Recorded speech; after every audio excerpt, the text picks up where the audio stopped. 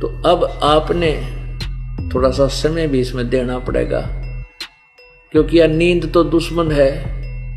अब तो हम चल मस्ती मार लेंगे, सो जाएंगे, कोई ना उठावेगा सवेरे तक, फिर बनाएंगे कुत्ते गली में सोएंगे, 1 सेकंड नहीं सोने दे कोई। कभी कोई मोटरसाइकिल ड्र करेगा और वो फिर देख के भागेगा, फिर कोई ना सोने दे आपको। तो अब थोड़ी सी नींद को कम करके हम सावधान होकर डर के ये ज्ञान ग्रहण करें। ये दास क्या बताना चाहता था कि परमेश्वर कबीर जी ने आके इस काल के जाल को सिंपल लैंग्वेज में, बिल्कुल साधारण सी भाषा में समझाया, अपनी प्यारी आत्मा को मिला करके। अब देखो, अब ये बिचली पीढ़ी होगी, बिचली पीढ़ी है मानव समाज की, कलयुग की, और सभी बहन बेटी भाई बुजुर्ग सब अक्षर ज्ञान युक्त हो गए, शिक्षित हैं, और सदग्रंथ अपने पास है। आज से 600 वर्ष पहले कबीर परमेश्वर इन्हीं सदग्रंथों का ज्ञान बताया करते थे। वो क्या बताया करते थे? वो अब जैसे परमात्मा कबीर जी ने कहा था कि वेद मेरा भेद है, वेद मेरा भेद है, मैं वेदन में नाही, और जौन वेद से मैं मिलूं ये वेद जानते नाही। वेद मेरा भेद है, ये सभी वेद जितने भी ये ज्ञान हैं, ये चारों वेद कहते मेरा भेद है, मेरे विषय में जानकारी दे रहे हैं। लेकिन जौन वेद से, जिस वेद से मैं मिलूं वो ये वेद जानते ना, क्योंकि पवित्र गीता जी अध्याय नंबर 4 के श्लोक नंबर 34 में कह दिया गीता ज्ञान दाता ने कि मैंने जो ज्ञान बताना था मैं बता रहा हूं, और लेकिन उस परमात्मा के विषय में जानना तो उन तत्वदर्शी संतों की खोज कर ले। इससे सिद्ध है कि गीता जी का ज्ञान कंप्लीट नहीं है। अब ओम तत्सत ये सांकेतिक मंत्र है, ओम तत्सत जाप करने का नहीं है। ओम मंत्र ब्रह्म का है, तत् मंत्र परब्रह्म का है, और सत मंत्र ये पूर्ण ब्रह्म का, परम अक्षर ब्रह्म का है। तत् और सत ये गुप्त है। ओम तत्सत ये जाप नहीं है। इसकी 3 विधि से सिमरण होता है इसका। ये 3 मंत्र का जाप बनेगा, और पहला मंत्र ओम और सत तत् ये सांकेतिक दास बताएगा, ये दोनों मिलकर सतनाम बनेगा, और फिर सारनाम आपको दिया जाएगा। सत जो सत है वो और जोड़ा जाएगा, फिर ये सत जो एक अक्षर है ये पार करेगा, आपको सतलोक ले जाएगा। और ओम तत्सत ये एक छुड़ावेगा, एक मिलावेगा। तो ये तीनों मंत्र का जाप से आप मोक्षोगे, वो गीता ज्ञान दाता नहीं जानता। इसलिए इसी प्रकार यजुर्वेद अध्याय नंबर 40 के श्लोक नंबर 10 और 13 में यही कहा है कि कोई तो परमात्मा को उत्पन्न होने वाला यानी जन्म लेकर आने वाला कहता है, कोई कहता है वो निराकार है, जन्म लेता ही नहीं, वो तो आकार में नहीं आता। कहते इस ज्ञान को भी तत्वदर्शी संतों से पूछो, वो बताएंगे। तो पुण्यात्माओं, इससे सिद्ध है कि वेद ज्ञान और गीता ज्ञान इनकम्प्लीट है, लेकिन गलत नहीं कह सकते, इनको रॉन्ग नहीं है। जैसे 10वीं तक का सिलेबस 10वीं तक का ही होता है, लेकिन वो BA का नहीं है, यानी कंप्लीट पढ़ाई का नहीं है वो। इसी प्रकार परमात्मा ने ये पहले ज्ञान कहा था, वेद मेरा भेद है, मैं वेदों में नाही, मैं इन वेदों में नहीं, अर्थात मैं मिलो वेदन से नाही, मेरी प्राप्ति वेदों में वर्णित विधि से नहीं हो सकती। और जिस वेद से मैं मिलो ये वेद जानते ना, जिस ज्ञान से मेरी परमात्मा की महिमा की वाणी कबीर वाणी है। इस कबीर वाणी में परमेश्वर ने आकर स्वयं ही निर्णायक ज्ञान दिया है, कंप्लीट नॉलेज दे रखा। कहते हैं वो इन चारों वेदों में है नहीं, वो वेद जानते ना। अब देखो,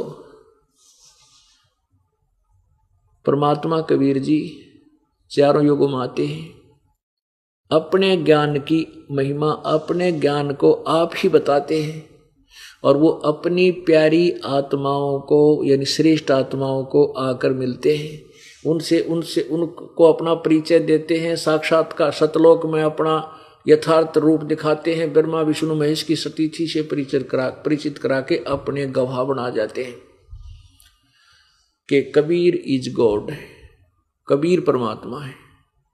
इसी का प्रमाण वो वेद दे रहे हैं। अब देखिएगा कुछ संकेत आपको देते हैं कि वेद क्या बताते हैं उस कबीर परमात्मा के विषय में। देखिएगा ऋग्वेद मंडल नंबर 9 और सूक्त नंबर 86 और मंत्र नंबर 26-27 में। ये देखिएगा पवित्र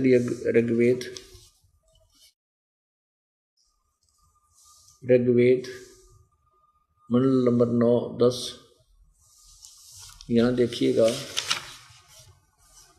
ये कहाँ से प्रकाशित है। प्रकाशक है सर्वदेशी कार्य प्रतिनिधि सभा, महर्षि दयानंद भवन, रामलीला मैदान, नई दिल्ली। यहाँ देखिएगा अध्याय नंबर 9 और सूक्त नंबर 86 और इसके मंत्र नंबर 27 में। कितना निर्णायक ज्ञान दिया है भगवान। ऋग्वेद मंडल नंबर 9 सूक्त 86 मंत्र 26 में, यज्ञ करने वाले यजमान के लिए परमात्मा सब रास्तों को सुगम करता हुआ उनके विघ्नों को यानी आपत्तियों को मर्दन करता हुआ नष्ट करता है और उनको पवित्र करता हुआ और अपने रूप को सरल करता हुआ।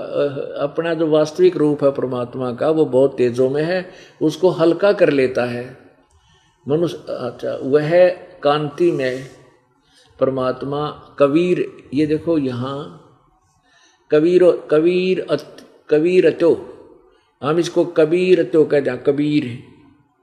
इन्होंने इसको कबीर लिख दिया, हम इसको कबीर बोलते हैं, कबीर है। यहाँ लिख दे वह परमात्मा कबीर है, बस साढ़े सर्वज्ञ की जगह कबीर लिख दे। अब जैसे ये यजुर्वेद है, ये क्या करते हैं व्याकरण के चक्कर में अपना ये सारा ज्ञान बना देते हैं। अब देखो ये यजुर्वेद है, ये पवित्र यजुर्वेद है, ऊपर रह लगा है, इसके यहाँ 2 अपसर्ग लगा दें या ऐसे रह लगाकर नीचे हलंत लगा दें। यजुर्वेद अलग अलग करके भी हम पढ़ सकते हैं। यदि 2 अपसर्ग लगा दें तो भी ये पुस्तक यजुर्वेद ही बोली जाएगी जब जहाँ इस यजुर्वेद का ज्ञान होगा। तो ऐसे ही ये कबीर देव है। यहाँ इन्होंने लिख दिया कि वह अपने यजमान माने अपने पुजारियों का, अपने भक्तों का, के सब रास्तों को सुगम करता हुआ और उनके विघ्नों को नष्ट करता हुआ मर्दन करता है और वह पवित्र करता हुआ है। फिर देखिए ये कबीर तो ऋग्वेद मंडल नंबर 9 सूक्त 86 का मंत्र 26 है। यज्ञ करने वाले यानी साधना करने वाले के लिए परमात्मा सब रास्तों को सुगम करता हुआ उनके विघ्नों को, उनके दुख संकटों को मर्दन करता है, नाश कर देता है और उनको पवित्र करता हुआ और अपने रूप को सरल करता हुआ। तेज पुंज तंदे धर कैसवे धम को भेंटी, हल्का तेज पुंज का शरीर बनाकर आता है। वह कांतिमान परमात्मा कबीर है। वो कबीर, यहाँ कबीर लिख दे, सर्वज्ञ। कवि कोई सर्वज्ञ वास्ते ही कभी सर्वज्ञ नहीं हो सकता। यहाँ कबीर का अर्थ हम कबीर ही लिख दें। कबीर विद्युत के समान यानी अति शीघ्रता, जैसे बिजली चमक्या करे 1 सेकंड में यहाँ लेती है, समान क्रीड़ा करता हुआ वर्णीयम पुरुषों को, वर्णीय माने श्रेष्ठ पुरुषों को, अच्छी आत्माओं को प्राप्त होता है, उनको आकर मिलता है। आगे देखो अब 27 में, प्रेम की वे सैकड़ों धाराएं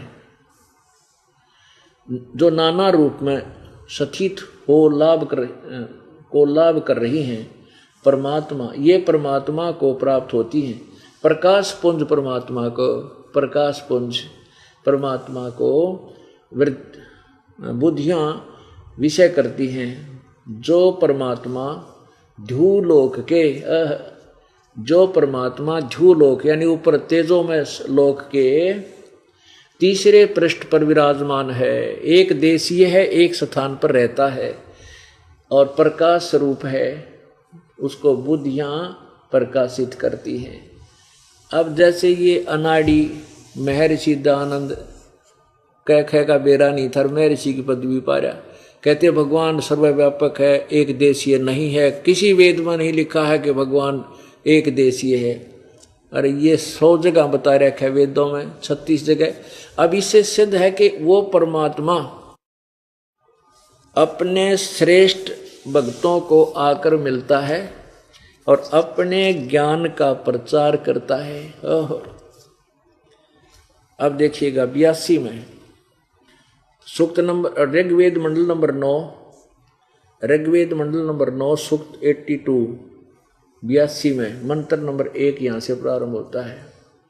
सोम सर्व उत्पादक प्रभु, सोम माने अमर परमात्मा होना चाहिए, प्रकाश रूप स्वरूप, सद्गुणों की वृष्टि करने वाला, पापों के हरण करने वाला। देख वो मोटे दिमाग का दानव का बोला पाप अक्षमानी होते, 100 जगह लिख रखा है वेदों, पापों का नाश करने वाला, हरण करने वाला।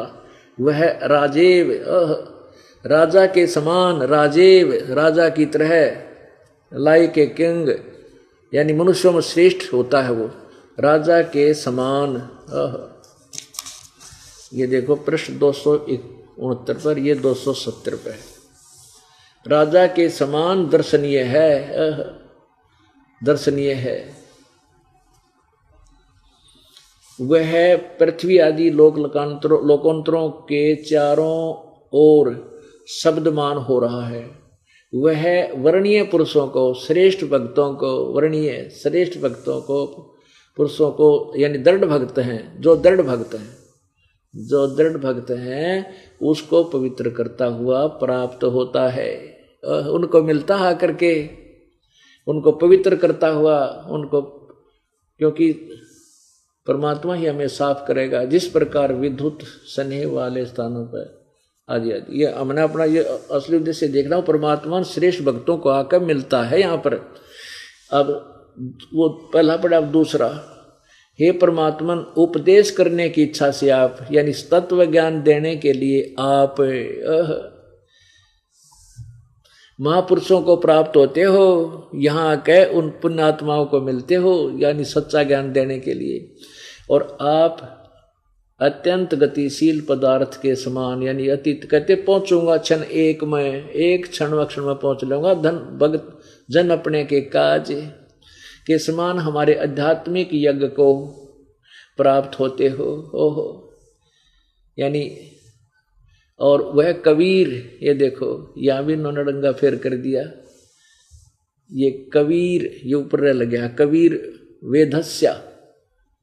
अब वेदस्या का अर्थ देखो कि है यो, इन की बुद्धि देख लो, यहाँ लिखा है वेदस्या मन उपदेश करने की इच्छा से, यहाँ लिखना कबीर वेदस्या, वो कबीर परमात्मा उपदेश, कबीर परमात्मा, यहाँ लिख देना था कबीर परमात्मा उपदेश करने की इच्छा से महापुरुषों को प्राप्त होते हैं।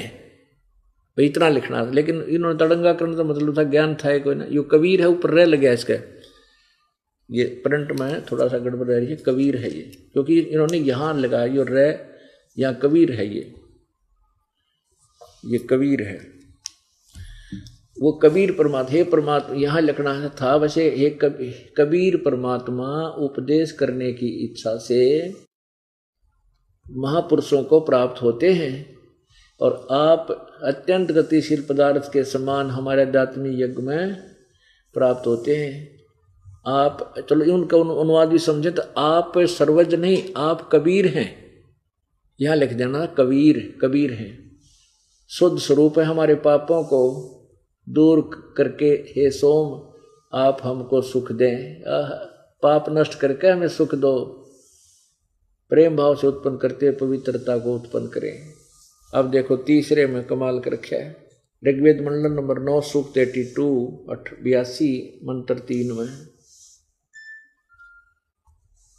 पवित्र यज्ञों में रक्षा से आप प्राप्त होते हैं। पवित्र यज्ञों में जहाँ शास्त्र अनुकूल साधना होती है वहाँ परमात्मा आप प्राप्त होते हैं, वहाँ पहुँचते हैं। और पृथ्वी आदि लोकांतरों में गति करते हुए घूमते, कहते गोता मारू स्वर्ग में जा बैठूं पताल, कह कबीर ढूंढता फिर वो अपने हीरे माणिक लाल। सर्वव्यापक आप, सर्वव्यापक ने बना आप स्वयं गतिशील होकर चलकर विराजमान होते हैं। आप कैसे हैं? आप सबके तर्पक हैं और सबके रक्षक हैं। बड़े से बड़े गतिशील पदार्थों के नियंता हैं। पृथ्वी आदि लोकांतरों के केंद्र होकर सब पदार्थों को की रक्षा करते हैं। अब इससे सिद्ध है कि वो परमात्मा कबीर देव मनुष्य जैसा है, राजा के समान। यानी क्योंकि यहाँ आकर के परमात्मा जब आता है तो बहुत बड़े एक वृंद का, बहुत बड़े भगत वृंद का, समूह का एक मुखिया होता है, गुरु होता है। तो ऐसे कहते हैं आप एक राजा की तरह बहुत बड़े समूह का कि महाराज होते हो। महाराज समझो शब्द इनका यहाँ, और अपने श्रेष्ठ भक्तों को आकर आप मिलते हो। अब वो परमात्मा स्वयं आकर के अपने यथार्थ ज्ञान को देते हैं। अब और दिखाते हैं पुण्यात्माओं, क्योंकि आप इतनी दूर से आते हो, काम अपना कार्य छोड़ कर आते हो, तो आपको यहाँ बैठकर कितने सुविधा आपको दी है परमात्मा ने हम दासों के माध्यम से। आप इतनी प्यारी आत्मा हो परमेश्वर की। पहले तो आपको घर से लाए प्रेरणा करके, आपके काम की व्यवस्था करी, फिर यहाँ हमारी ड्यूटीदार रखी। आपके आने से पहले मैट बिछाएं, हमारे बच्चे रोटी खाना व्यवस्था करें, और फिर अमृत वर्षा आपको ये दूध पिलाया जाता है परमेश्वर की अमृतवाणी का। आपको आपकी आत्मा को पाला जा रहा है जैसे बच्चे को माँ पिलाया कर दूध। तो अब आपने थोड़ा सा समय भी इसमें देना पड़ेगा, क्योंकि यह नींद तो दुश्मन है। अब तो हम चल मस्ती मार लेंगे, सो जाएंगे, कोई ना उठावेगा सवेरे तक, फिर बनाएंगे कुत्ते, गली में सोएंगे, 1 सेकंड नहीं सोने दे कोई। कभी कोई बैल आ रहा है, कोई मोटरसाइकिल ट्र करेगा, और वो फिर देख के भागेगा, फिर कोई ना सोने दे आपको। तो अब थोड़ी सी नींद को कम करके हम सावधान होकर डर के ये ज्ञान ग्रहण करें।